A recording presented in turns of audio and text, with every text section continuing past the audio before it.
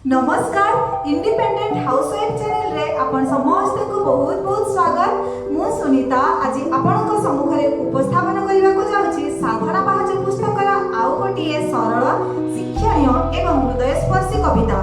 तेबे वीडियोटी को शेष पर्यंत निश्चय देखंतु आ भलो लागिले लाइक शेयर एवं मो चैनल को सब्सक्राइब निश्चय करंतु।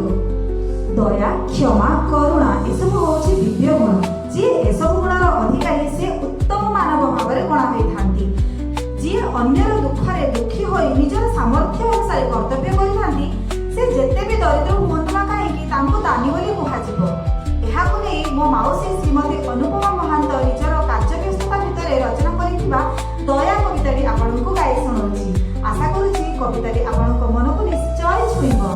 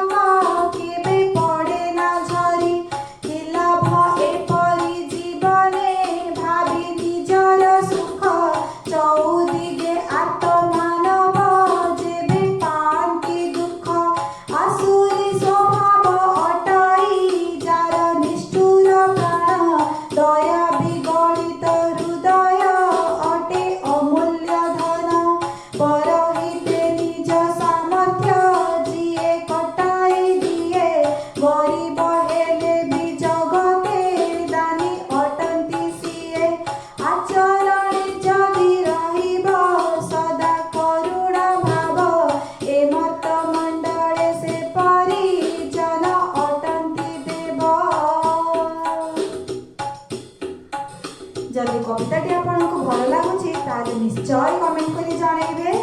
धन्यवाद।